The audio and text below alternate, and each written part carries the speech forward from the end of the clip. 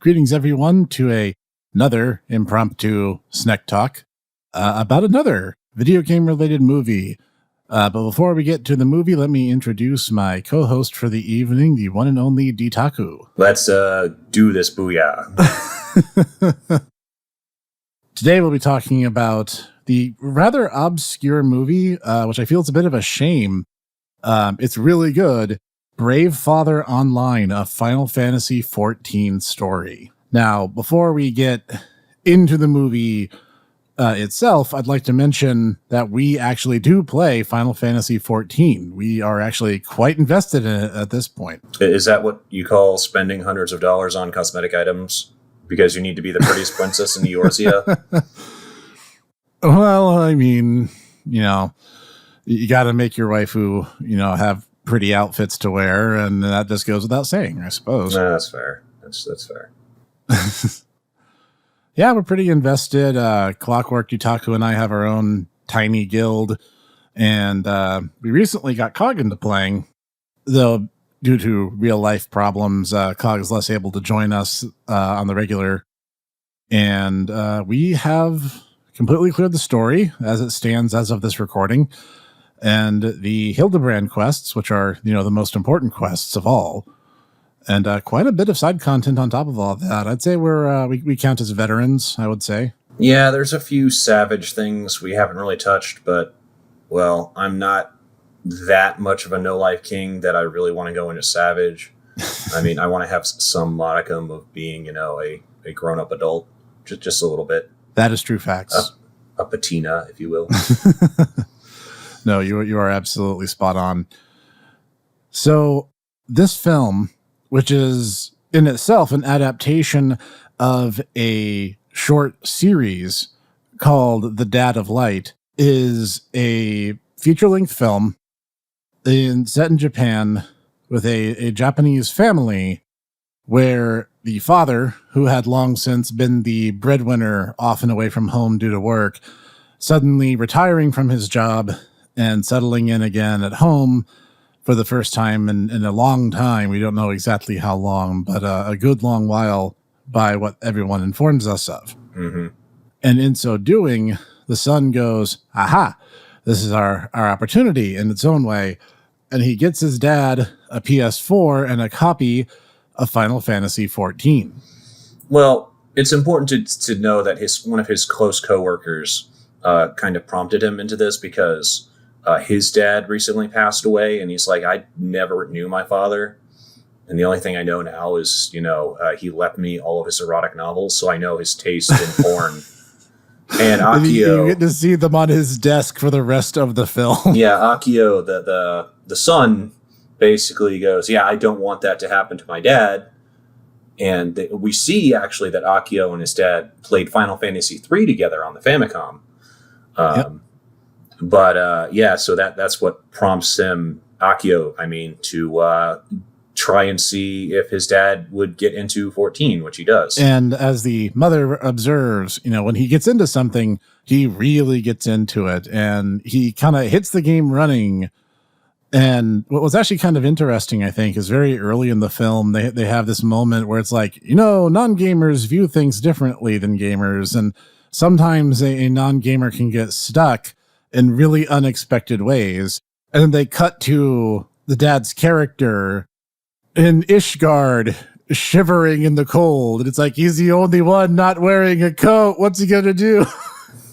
Yeah, he was in, actually in Ishgard, which, considering that he was, very early in the game, I'm not sure how they did that, but, because he hadn't even fought Ifrit yet for the first time, as I recall. The game, the movie takes some liberties with the in-game logic, mm-hmm. and they apparently had the Square Enix animation team for 14 mm-hmm. in order to do the in-game cutscenes. Yeah, and apparently they use the same graphical engine, so what you're seeing, in theory, really could be replicated in the context of 14. Well, you just need to use G-pose a lot, but yeah, no, you could. Yep.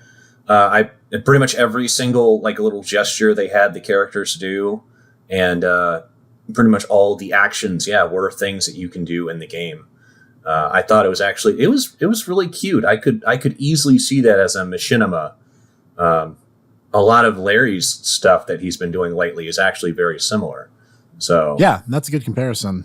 Yeah, that's Larry's Zor, by the way, if anyone's interested.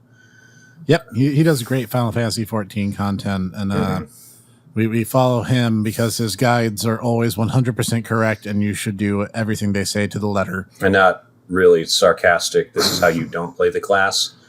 But, right, exactly that.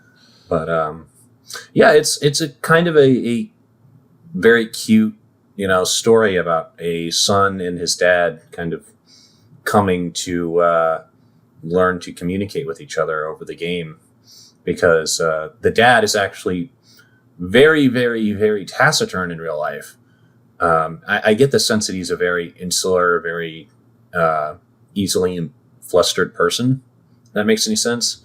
Yeah. And so he just kind of clams up. That's his defensive mechanism. But in the game, he gets much more, free spirited, and he actually starts to go, "Oh yeah, let's win, booyah!" And I mean, the first time he did that, Akio is like, "Wait, what? Is this my dad?" But the movie is actually full of great scenes like that, and yeah, it draws a really nice contrast between what's happening in their real life versus what's happening in the game, and the two challenges are like, these concepts are not one for one, but they're thematically very similar. Right. Like overcoming Ifrit was a matter of figuring out what the pattern was and using it to your advantage. And then the son at his job, while having a frustrating client, is like, oh, I need to go back through the records of everything they have, find the pattern of what they like, and use that as our means of getting ahead, just the same way he does while they're fighting Ifrit. Yeah. See, the funny thing is while he was looking over their notes, I did not realize, but it was supposed to be, because I don't think they mentioned that, or maybe it's just me not being, super intimate with every Japanese food stuff. But the fact that he was eating the client's soup, and then the dad kind of leans in and then just leaves. And I think that's supposed to tie back into his story that he was talking about when he was studying for his college exams, and his dad gave him that soup, which I thought was actually really cool that they set that up, because in a very offhanded way in a scene earlier, the dad's just playing games, and Akio's little sister is like, "Dad, haven't you eaten anything?" And the mom's like, "Oh no, he doesn't eat anything late at night." And so, this is way late in the evening that, Akio's studying, and the dad's like, "Oh, well, I was hungry, but I made an extra one. So here you go." And Akio was able to secure the contract because he's like, "Look, my dad doesn't know how to cook, but he made soup for me. You were able to provide, this service for my dad, to prove that he cares. Let us help you and prove that we care."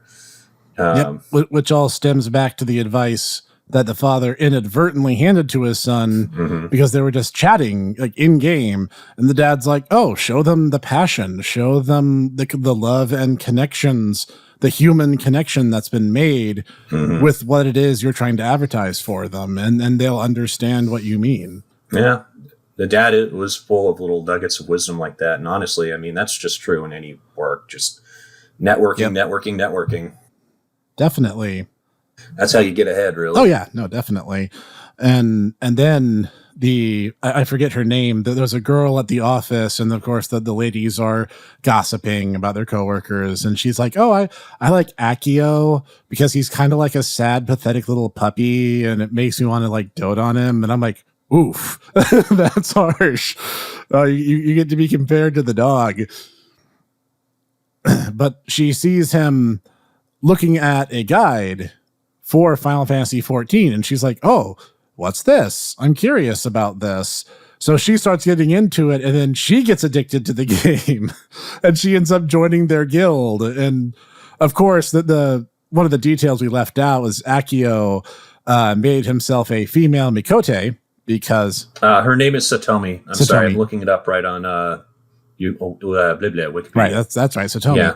Yep. Akio makes himself a female Mikote because, look, mommy, I'm a cat girl. And then I didn't realize that we were allowing hate speech against cat girls here. You bunny girl, you're not much better. Anyway, Satomi logs in as a male Rogadin because, of course, it's kind of implied there's like a romance angle, but at the same time, the movie's like maybe not. That's part's left kind of vague. Dude. They get together. They say as much at the end that they're together. Yeah. So yeah, it's they're a couple at the end. They try to tease it, but it's pretty clear that they're into each other. Mm-hmm. Puppy comparisons or no. And you actually kind of get a sense of like the camaraderie in the guild, and really only like half the guild really ever gets a chance to talk at any real length. And of course, it's like mostly Lalafels because of course it is. I have to say, Kieran is a cute, and she is just like 200% energy. She is, which is sad because like this is not the way that my experience with Lalafels is. My experience with Lalafels is that they are sneaky, conniving little SOBs. Mm-hmm. They're not like, let's go do our best. It's like, so when are you going to pay me? How pay can you I for what? Capitalize on this. When are you going to pay me? Pay you for what? For living next to me right now. For the privilege of like breathing the same air as me. Oh, didn't realize that there was a potato right here that demanded being put in soup. Okay.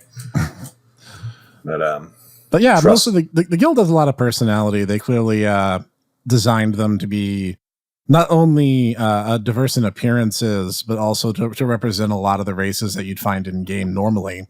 At least at that point. As I understand Right. it, this was done... this was supposed to be about when Heavensward was new, about 2015, 2016. Yeah.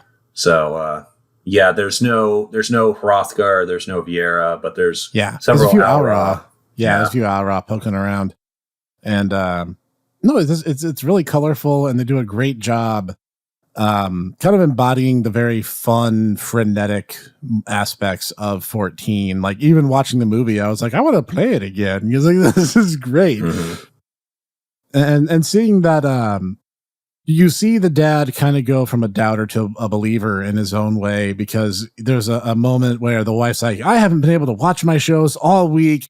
I'm taking the TV back. And the dad just kind of has this, moment. Mm-hmm. It's like, that's not something you can explain to someone as a gamer. It's something that you kind of have to experience. Mm-hmm. Which honestly makes it more frustrating, because it's one of those things that we want people to understand and yet have a difficult time verbalizing. Mm-hmm. No, I completely agree.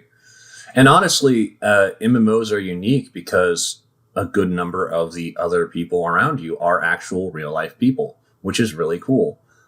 On the other hand, though, that also means that people who you're playing with are real life people. And that can also be frustrating. It can. He had a really good guild, and they were definitely willing to help him. So I think he had a much better introduction to a lot of it than you or I did, where it was just kind of, definitively. Just let us do our own thing. You guys back off. You're not paying my sub. This is a true story about our early time in 14. Since both of us had female characters, we would just casually walk through like any hub, Limsa, Gridania, or Ul'dah, and we would just be like bombarded with guild invites. Mm-hmm. And it's like, guys, I know you're 13 and you're desperately hoping that it's a girl playing the character, but it's not. So we can't help you. Plus, we ultimately founded our own little, very friendly, very comfy guild with just our friends. Although Clockwork wants to get more people in, but we'll see how that goes. Yeah, we'll see if that takes or not. But I'm just going to say this is going to be Uncle Dietaku's, friendly word of advice. As someone who's been on the internet since basically the internet's been a thing, here's my piece of advice. If it's a girl on an MMO, a girl avatar, it's a dude. If it's a dude avatar, it's a gay guy. There you go. You'll never be disappointed. You take that advice to heart, you'll never be let down. And see, and if it turns out to be a girl, you'll be like, whoa, and you're pleasantly surprised. There you go. Yeah. And it will also help temper expectations and how you should treat people. Mm-hmm. We actually have a female friend who we did make through Final Fantasy XIV in our time playing.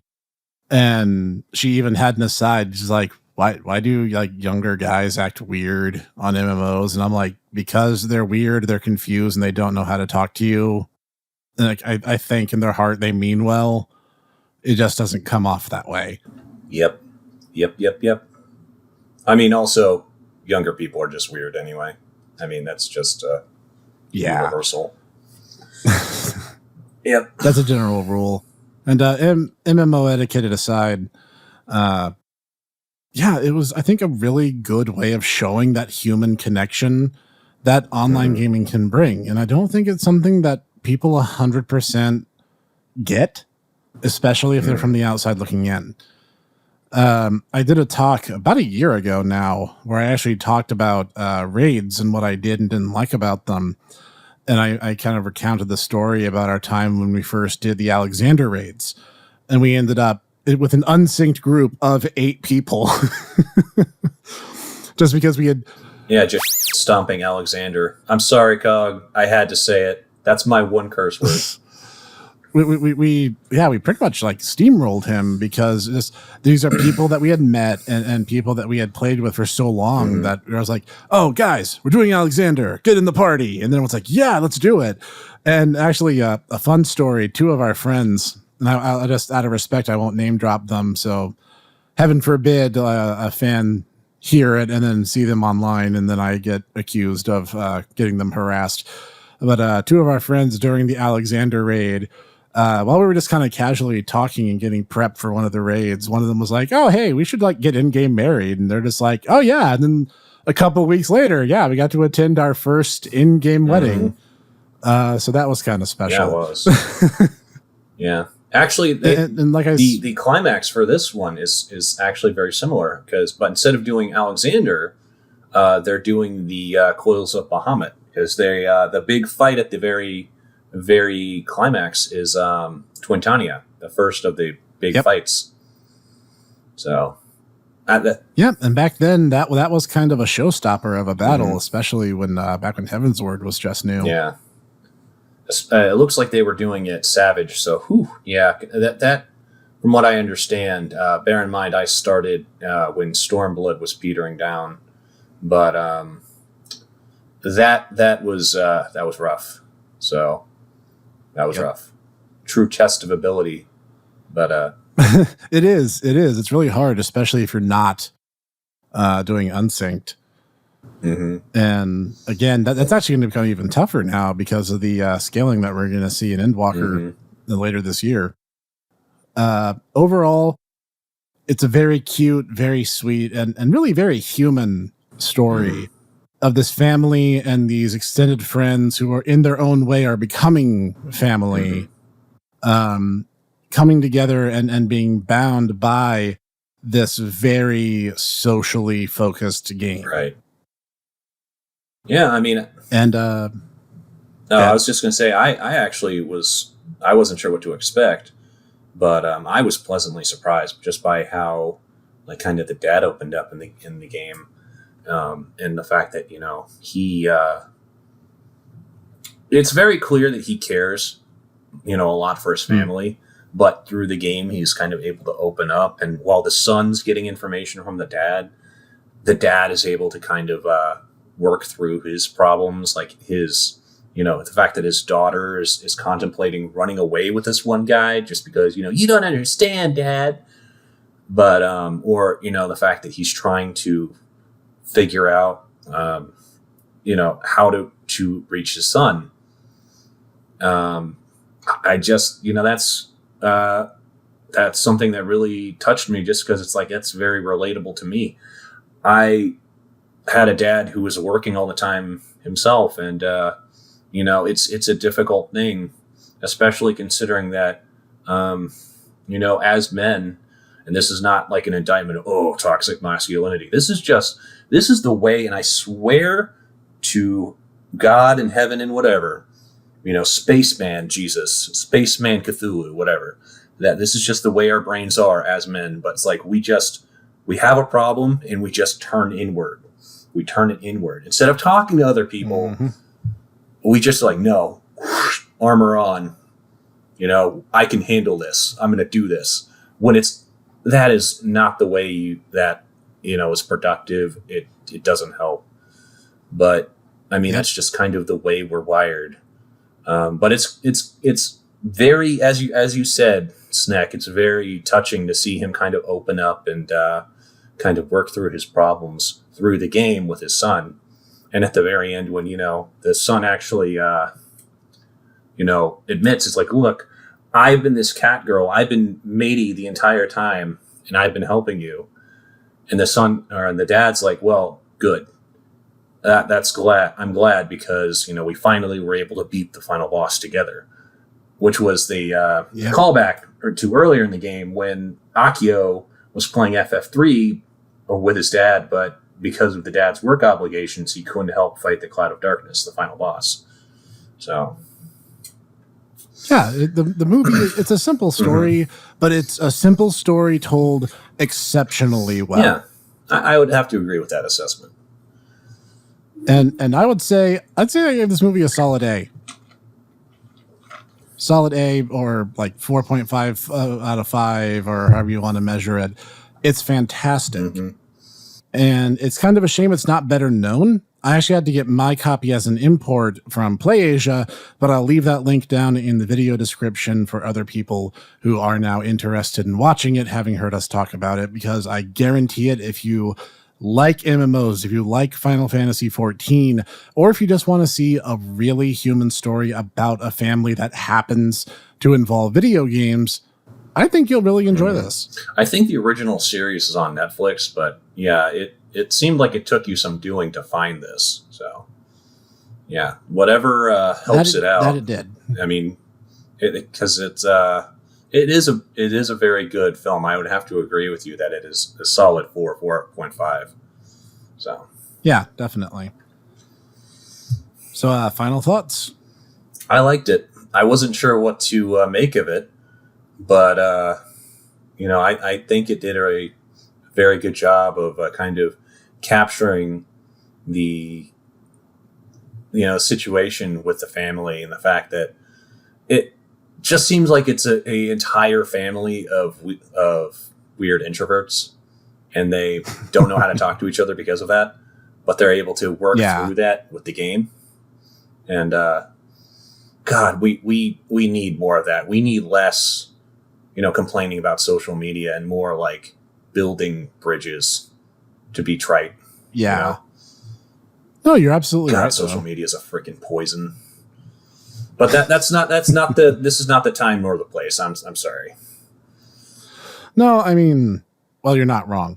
But the thing that it shows here is that despite the toxicity that comes with some of these things, because there's plenty to be found in an MMO environment, and anyone who's played one can testify to that.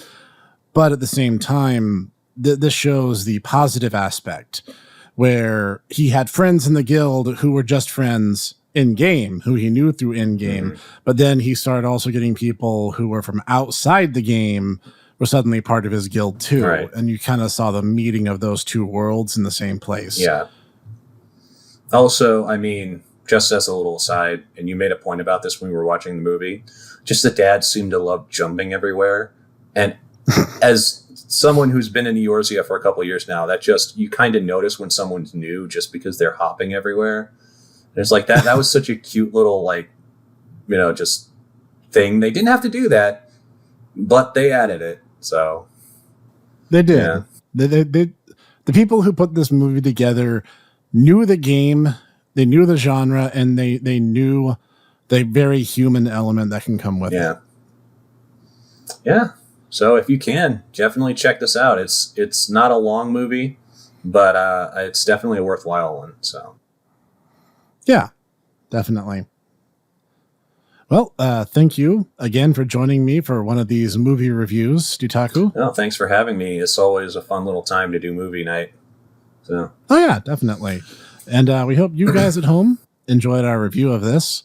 A bit out of the ordinary. It's not a true video game adaptation per se, but I think it counts, and I hope that you all get the chance to watch it for yourselves, because, again, it's that good.